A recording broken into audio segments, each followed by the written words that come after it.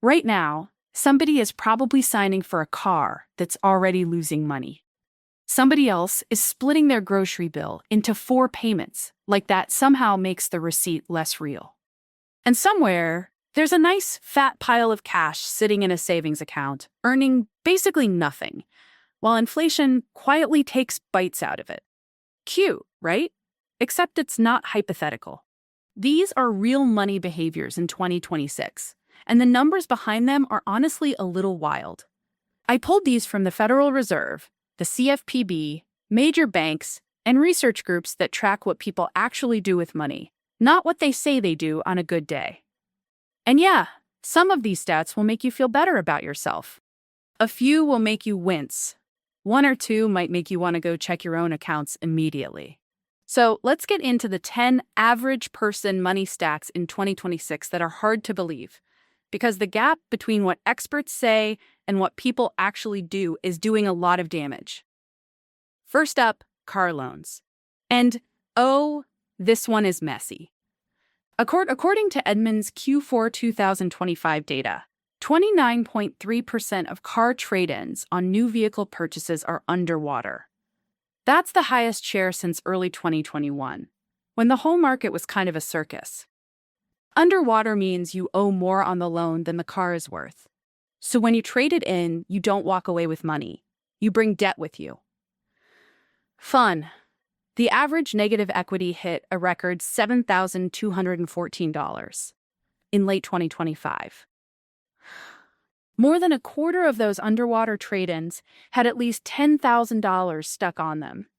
And nearly 1 in 10 people showed up at the dealership already $15,000 or more upside down before even choosing the next car. How does this happen? Pretty simple, actually. People buy during inflated pricing, finance for 72 or 84 months to make the payment look friendly, then depreciation catches up and the market normalizes. Suddenly, the car is worth less than what's owed, and the problem rolls forward. That's where the pain really kicks in. Buyers who carried negative equity into a new loan paid an average of $916 a month in Q4 2025, compared with the industry average of $72. To make those payments feel bearable, 40.7% of them stretched into 84-month terms, 7 years. I'm a car. And once you start doing that, the trap feeds itself. Long loans build equity slowly, and slow equity means the next trade-in is underwater again. It's a loop. The way out is boring, which is usually a good sign in finance. Buy used, so somebody else absorbs the worst depreciation.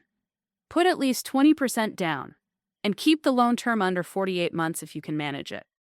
Yeah, the payment will sting more. But a little sting for 4 years is a lot better than dragging car debt around for 7. Now let's talk about buy now, pay later, because this one tells you a lot about how tight people's budgets really are. According to LendingTree's February 2026 tracker, 41% of BNPL users were late on at least one loan in the past year. That's up from 34% a year earlier. A 7-point jump in 1 year is not random noise. That's a sign people are stretching too far. But here's the part that really gets me. 25% of BNPL users are now using it for groceries. Groceries. Not a couch, not a vacation, food. That's almost double the 14% from a year before. Gen Z is leading the pack here, with 33% using BNPL at the supermarket. They also have the highest rate of juggling multiple BNPL loans at once, at 71%. So if you were wondering which generation is carrying the most payment app chaos in their pockets, there you go. Why does BNPL spread so fast? Because it tricks our brain. The full price doesn't hit all at once, so the purchase doesn't feel as painful. The problem is the math doesn't care about your feelings. According to 2025 research from the Motley Fool, 59% of BNPL users have financed purchases they otherwise couldn't afford, and 26% said they regretted using it once the total cost became clear. Oh, and 62% of users wrongly believe that on-time BNPL payments help their credit score. In those cases, they don't. Usually, the only time it shows up is when things go bad and the account gets sent to collections. So people are making money decisions based on a benefit that often isn't even real. That's not budgeting. That's wishful thinking with a payment schedule. Third stat, and this one is almost insultingly simple. The national average savings account rate is 0.39% as of early 2026. Meanwhile, plenty of online high-yield savings accounts are still offering around 4% or more. Same exact habit, same money sitting in savings, totally different outcome. On $10,000, that's $39 versus $400 a year. On $50,000, it's $1,095 versus $2,000. Same cash, different bank, wildly different result. And yet, most people still leave their money at the big traditional bank because that's where the account already lives. That's inertia. That's not a strategy. It's a default setting. The Fed cut rates 3 times in late 2025 and brought the target range to 3.5% to 3.75%. So yes, high yield rates came down a little, but they're still miles ahead of what most people are earning in ordinary savings accounts. If you've got an emergency fund, a house fund, or just cash sitting around waiting for a purpose, it should be earning something decent. Opening a better account takes minutes. The transfer takes a few days. The extra interest compounds for years. Honestly, this is one of those tiny moves that feels boring until you do the math. Now for the one that makes people realize how close they are to a financial emergency. Bankrate says 60% of Americans can't cover a $1,000 surprise expense from savings. 60%. Not a $10,000 disaster, not a full home repair, just $1,000. Another 25% would reach for a credit card if something unexpected came up. So if the fridge dies, the transmission goes, or a medical bill lands in the mailbox, a huge chunk of people have to borrow just to stay afloat. And this hasn't really changed much. The percentages bounce around a little, but the bigger picture stays the same. A lot of households are one bad week away from stress. The age breakdown is even rougher. 34% of Gen Z has no emergency savings at all. And across the first 3 generations, about a third have some savings, but not enough to cover 3 months of expenses. That's the benchmark, by the way, 3 to 6 months of living costs. Most people are nowhere near it. The fix here isn't glamorous. Emergency money has to be treated like a bill you pay yourself first, not a nice extra if there's anything left over. Even getting from $0 to $1,000 changes your life more than people think. That first buffer is huge. Okay, now let's zoom out and look at where people actually stand. Bankrate data puts the median bank account balance in the US at about $8,000. Median means half of Americans had less than that available in their bank accounts. So if you're below that, you're not some financial freak show. You're just in the middle of the pack, which is both comforting and a little depressing. Age matters, naturally. Older people tend to have more saved because they've had more time and more earning years. But income is the bigger story. Someone making $153,000 or more has a median bank balance of $33,800. Someone earning between $35,000 and $50,000 sits closer to $3,000. That's a massive gap, and it's a reminder that savings power is tied to income power way more than people like to admit. This is why comparing yourself to one overall average can be misleading. A person earning $60,000 with $25,000 saved is in a very different position than someone earning $180,000 with the same balance. Same number, completely different story. And the math gets brutal fast. If someone earning $40,000 saves 15%, they're putting away $6,000 a year. If someone earning $150,000 saves the same 15%, that's $22,500 a year. The percentage is identical, but the outcome is not even close. So no, this doesn't mean lower earners can't build wealth. It means the path takes more time, more discipline, and usually more income growth too. Which, yes, is annoying, but accurate. Now let's talk about one of the quietest wealth leaks out there. Vanguard found that 28% of people who roll 401k money into an IRA leave it in cash, just sitting there, not invested, not growing, just parked. And I get why this happens. The rollover feels like the job is done. The money's in the IRA, so the brain says, cool, retirement handled. Except an IRA is just a bucket. What's inside that bucket matters way more than the label on the outside. A CNBC report found that 68% of people don't even know how their assets are invested. That's wild, because the receiving account does not automatically put you into the market. You still have to choose. So if somebody rolled over $100,000 in 2020 and left it in cash, that money would still basically be $100,000 today, maybe a touch more. If they invested it in a broad market index fund, the result would do that across millions of rollovers, and you're talking about a giant pile of retirement money just sitting there, waiting to be put to work. The fix is stupidly easy. Lot, it's important to look at this as a creator of capital IT. The capital I team is all in this cap. If it says cash, money market, or settlement fund, make an actual investment decision.